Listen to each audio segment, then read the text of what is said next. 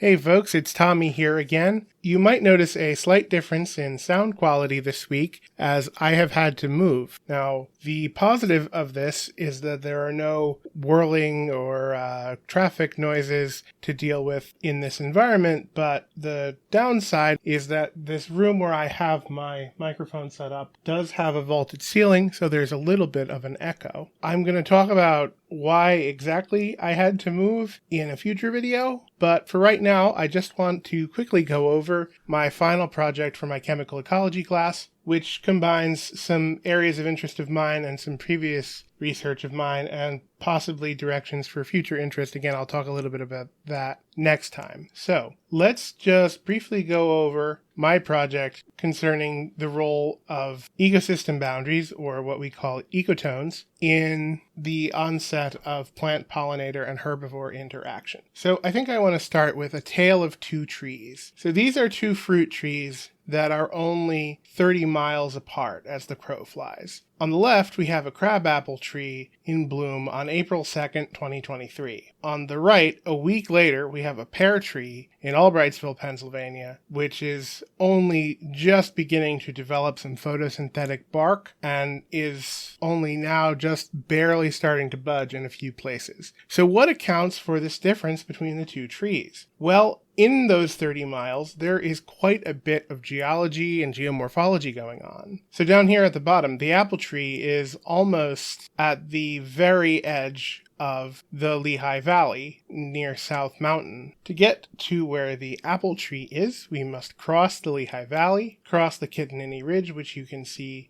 all across the valley from the top of the Steps Laboratory at Lehigh University. Beyond that, we have the Ridge and Valley region with the Mahoning Valley, and then the abrupt rise to the glaciated Pocono Plateau. You can't really see it on this map very well, but the Pocono Plateau rises rather abruptly. So you can see here Cotner Mountain in Jim Thorpe and Jonas Mountain in Kunkletown, Pennsylvania. And of course, these aren't actually mountains, but the rise of the same plateau. And you can see that it's quite an abrupt rise from the top to the bottom. So let's talk a little bit about the plateau and how it came together and what makes it interesting. So the Pocono Plateau is a unique ecosystem, according to Eberhardt and Latham 2000. This elevation creates a unique climate, which has some of the coldest and wettest summers in Pennsylvania. And as someone who lives there, I can certainly attest to that. Geologically, it has very thin, rocky, clay-rich glacial soils, as it was covered by glaciers during the last ice age. And we can see two of them. This is the Illinoisan moraine on the left. This was a photo taken by me. It's about 100,000 years old. And on the right, we have, from a Google Maps view, the Wisconsin terminal moraine, which was the most recent one, 20-ish thousand years ago. So the ecosystem then is dominated by hardy species like pitch pine and scrub oak, and these dominate the forests on the plateau. And also, before modern firefighting techniques, this area had the most wildfires per annum in Pennsylvania, which you may know as a trope of boreal forests. So this region has been described as an island of, quote, quasi-boreal forest in an ocean of deciduous forest. So here are some thoughts, right? The glaciated Pocono Plateau has become a boreal-like ecosystem, and it should have chemical profiles which are broadly consistent with boreal forests. We should see the same patterns we observe with pollinators and with herbivores in forests on the plateau as we see in boreal forests. And in general, we can think of a causality of like higher elevation causes colder weather, which accounts for the delay and onset of photosynthesis, and therefore in reproduction, pollination, and herbivory. And these are sharp ecosystem boundaries. And of course, we know that ecosystem boundaries can be important in describing what happens during climate change as those boundaries move north or south. So we're very interested for pollinator conservation and horticulture and the conservation of natural beauty. I take it the listener is probably already aware of this phenomenon, but there is growing concern over climate-induced plant-pollinator mismatches. So warming temperatures may cause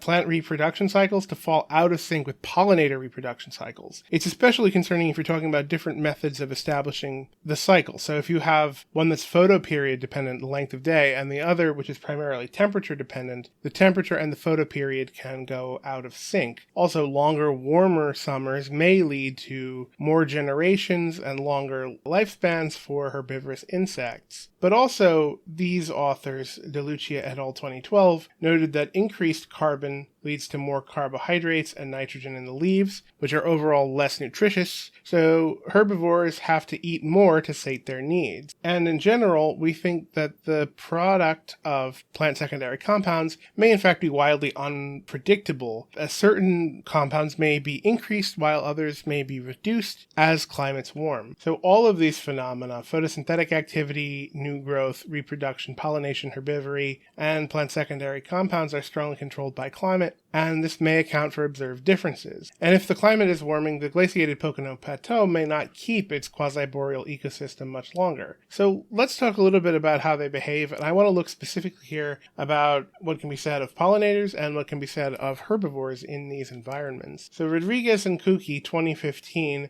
looked at pollinators in boreal ecosystems, and they found that the blueberries and related plants were among the dominant shrubs in the boreal forest, which is also true of the quasi-boreal GPP. They noted that having open areas with dead wood provide ideal habitat for pollinators, and the open space leads to an increased production in berries. Pollination in boreal forests is primarily attributable to solitary bees or semi-social bees like carpenter bees or bumblebees, respectively. Honeybees tend not to be native to boreal forests, even in ranges where they can get there naturally, certainly not in introduced range. And this is something I have observed myself. So I did a project for a field entomology course back in summer of 2020, where I looked at bumblebees, carpenter bees throughout the month of June, and noted that there were no honeybees. As I observed on the glaciated Pocono Plateau, there were lots of carpenter bees and a few bumblebees. However, observations in the Lehigh Valley clearly show the presence of the other things too, yes, but definitely a much higher account, probably in equal measure, I didn't take specific numbers, this is descriptive, of Apis mellifera. For example, here's an example of one on some dandelions on Goodman campus. So that being pollinators, let's talk a little bit about insect and mammal herbivores in boreal forests by an author that I'm not going to attempt to pronounce the name of. So shade seemed to increase herbivore palatability. High light exposure might lead to an increase in flavonoids, which protects from the UV, but also could decrease palatability. So after an animal has herbivores, so let's say you have a deer, right? After the deer has come through and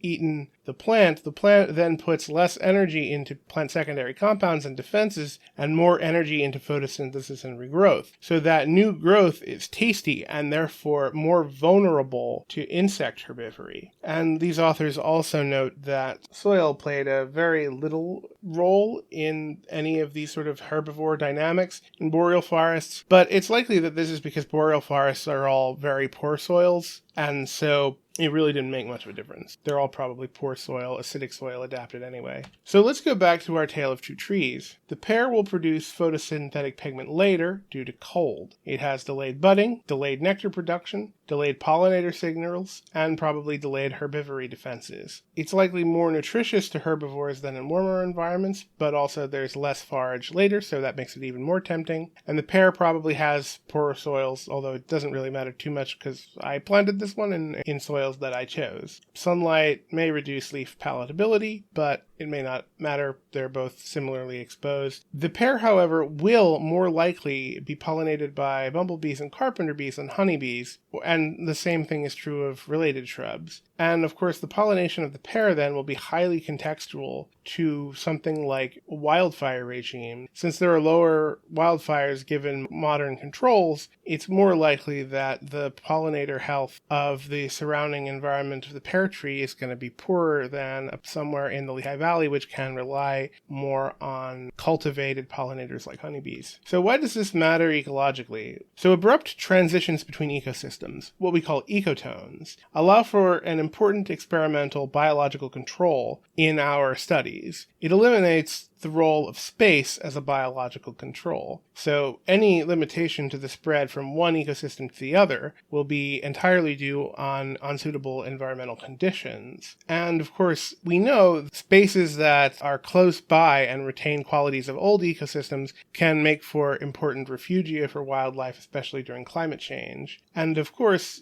we can just see the scale of this map for most of eastern Pennsylvania. We can see that this transition dominates the ecology of eastern Pennsylvania. So here's why I think this matters to farming. Here are two farms. I happen to know the person who lives in the farm in the top. This is a farm on the plateau, and this is a farm below. They're only about a mile apart. Of course, this one, being located in a quasi-boreal ecosystem, has a very different surrounding ecology to one here. They're going to have different pollinators. They're going to have different onset to all of these processes that we've been talking about. And so getting this kind of micro-scale analysis of agricultural ecology should allow us first to understand the important role that these subtle changes make in the overall agricultural ecology, but also we should be able to custom tailor advice for each party and each farm based on its local environment. And we might also imagine if there are pollinators who regularly traverse this space, such lines might be more hardy than, say, lines that are just up here or just down here for